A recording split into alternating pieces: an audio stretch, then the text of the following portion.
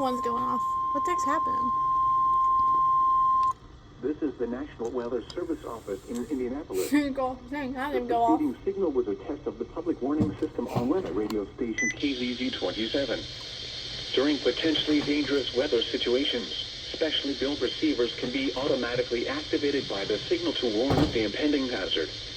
Tests of the signal and receiver's performance are normally conducted by the National Weather Service between 11 a.m. and noon Eastern Time each Wednesday.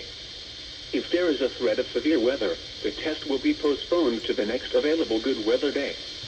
Reception of this broadcast, and especially the warning alarm tone, will vary at any given location. This variability, normally more noticeable at greater distances from the transmitter, can occur even though you are using a good quality receiver in good working order.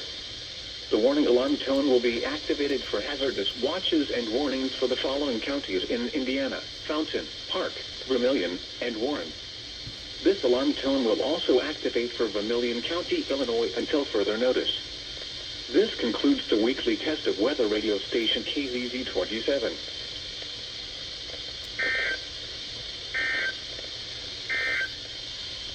At 11 a.m. at Terre Haute.